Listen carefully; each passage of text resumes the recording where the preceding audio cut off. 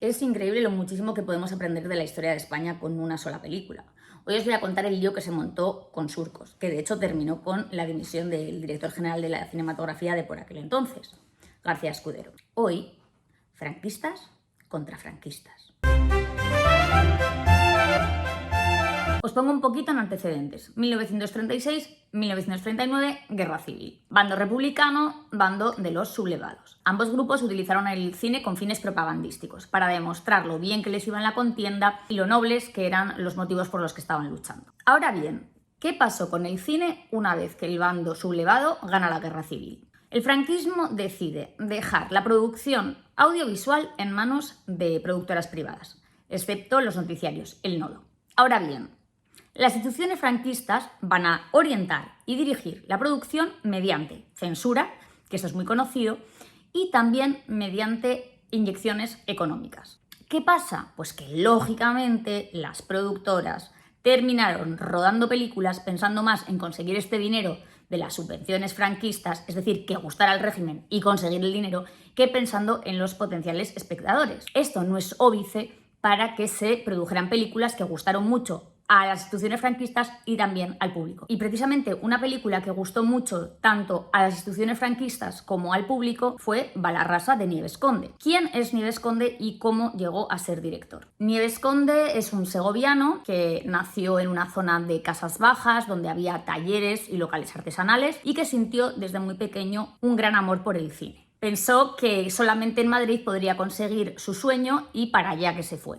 En ese momento se anunciaba por Madrid que José Antonio Primo de Rivera iba a dar un discurso fundacional de un nuevo partido, Falange Española. Total, que Nieves Conde se pasó por allí a ver qué se cocía y parece ser que le gustó mucho lo que oyó en palabras de José Antonio, porque desde ese día decidió ser falangista. En cuanto al cine, empezó poco a poco, primero de ayudante de dirección y cada vez tuvo más responsabilidades hasta llegar a rodar sus propias películas. El éxito le iba a llegar pronto y la culminación de este éxito iba a ser precisamente Balarrasa. ¿De qué va esta película? Pues básicamente es la historia de un misionero en Alaska que nos cuenta su vida en flashback. Él fue un legionario que durante la Guerra Civil se jugó a las cartas su guardia en una avanzadilla en el frente. Su compañero pierde la partida, tiene que hacer la guardia del legionario.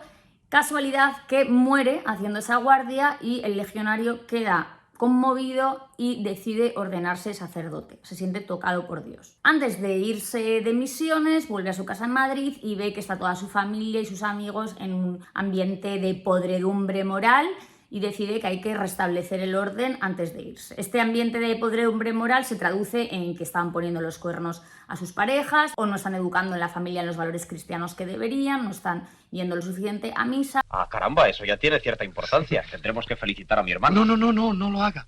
Porque, ¿saben? No está claro del todo. ¿Lo de la cátedra? No, señor, lo de su hermana. Ella es una chica tan moderna, tan original, tan... ¿cómo diría yo? Con tanta personalidad. Y claro, eso dificulta un poco las cosas. ¿Por qué? Porque a la fuerza también otros han de fijarse en ella. Pues sí, es una película de lectura conservadora, como otras que se habían hecho hasta la fecha, pero también es cierto que presenta una novedad. Y es que la mayoría de las películas que se habían realizado hasta ese momento se situaban cronológicamente en el pasado. O bien un pasado histórico de siglos atrás, en el que España siempre quedaba muy bien parada, la España imperial, o bien un momento que no se sabía muy bien qué década era. ¿Y por qué era esto? Básicamente se estaba haciendo un cine de evasión que no quería centrarse en el momento que se estaba viviendo en la década de los 40, porque la verdad que el panorama no era muy halagüeño. Tengamos en cuenta que había terminado la Guerra Civil y por lo tanto hambre, represión, exiliados, destrucción, recesión económica, cartillas de racionamiento, o sea, el panorama era un poco chungo. Entonces, si te pones a hacer una película de ese momento, no vaya a ser que el régimen lo interprete como una crítica social y ya la tenemos liada.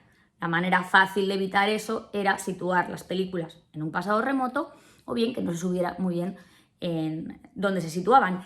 Y en este caso, Balarrasa sí que es una película de los 50 que narra una historia que estaría ocurriendo en los 50. Y ahora es cuando se va a empezar a liar porque Nieves Conde, muy contento con su exitazo, decide repetir y centrarse en un tema de la actualidad de su momento. Y coge el de la inmigración del campo a la ciudad y le da también una lectura conservadora. Hablamos de la película Surcos. En este momento, recién nombrado García Escudero, director general de la cinematografía, Un hombre que llevaba muchísimo tiempo insistiendo en que el cine español tenía que buscar nuevas formas de expresión, centrarse en el presente y dejar atrás el cine histórico de cartón piedra de los años 40, del que os he hablado, pues quedó totalmente encantado con esta película y decidió otorgarle una mención del interés nacional que ya había recibido Nieves Conde con Balarrasa. ¿Qué películas se daba esta mención de interés nacional? Pues tal y como se apunta en el BOE, a aquellas películas que contuvieran muestras inequívocas de exaltación de valores raciales o enseñanzas de nuestros principios morales y políticos. Pero las calificaciones que se les daba a las películas no las decidía solamente el director general de la cinematografía, sino un grupo de personas que formaban parte de la Junta Superior de Ordenación Cinematográfica. A esta junta le remite García Escudero un informe sobre Surcos diciendo que ya era hora de que se nos presentara un cine que por católico y social pudiéramos llamar nuestro, los que no nos podemos reconocer en tanta bambalina y tanto artificio como ha desfilado por nuestras pantallas. Así que estaba García Escudero encantado con Surcos, con esta película que realmente conectaba con el espíritu católico de los españoles, pero su gozo en un pozo, ya que otras personas que integraban la Junta no daban crédito a lo que estaban viendo. Se quedaron absolutamente horrorizados, considerándola de muy mal gusto y una película absolutamente inmoral. Aquí ya empezaba a mascarse la tragedia. Pero, ¿qué es lo que contaba esta película? Básicamente nos cuenta el problema de la inmigración del pueblo a la ciudad de una manera súper cruda. Se trata muy mal a los recién llegados, se los tacha de paletos. ¡No burra, tonta! ¿No gusta por dónde va? Este es del pueblo. Todo el mundo les intenta engañar o les engaña, no encuentran nada y se dedican a la venta ilegal, a la venta ambulante, les detiene la policía. Cuando consiguen algo es un trabajo muy duro en la fábrica y no están preparados para eso. ¿Otro? Servidor, ¿Nombre? Manuel Pérez. ¿Edad? Hago 56 para la simiente. ¿Profesión? Labrador. ¿Y dónde vas a acabar? ¿En el asfalto? A mí me habían A dicho... todos os dicen montes y mareas. Pero la realidad es otra. Es todo un absoluto horror, una película muy dura. Además, se interpreta como una absoluta bajeza moral el hecho de que la hija de uno de estos agricultores que va buscando una vida mejor se enrolle con un capo, esté amancebada, es decir, que viva sin estar casada, que eso estaba muy mal visto en aquella época, solamente para conseguir ropa bonita. Se entendía que era una especie de prostitución absolutamente inmoral. En la película hay ciertos elementos del cine negro, que era un cine que le gustaba mucho a Nieves Conde y en el que había trabajado anteriormente, y que en este caso aparece en forma de una especie de organización criminal en la que acaban cayendo algunos de estos agricultores que habían ido a Madrid en busca de una vida mejor. Los miembros de la Junta consideraban totalmente exagerado pintar a Madrid como si fuese la tierra del crimen, de la lujuria, de la degeneración, que esto daba muy mala imagen de España, y empezaron a presionar para que le quitaran esta mención de interés nacional. ¿Cómo esta película, que está mostrando tantas inmoralidades, va a ser una película de interés nacional? Antes de seguir con este lío que se montó, quiero dar mi opinión personal y si la veis, a ver si estáis de acuerdo conmigo. A mí me ha dejado absolutamente flipada el grado de violencia tan alta contra las mujeres en el seno de las relaciones de pareja, y no es que no esté mal vista, es que se supone que si no actúas así, estás actuando mal, no estás actuando como el hombre que debes ser, porque estás permitiendo la degeneración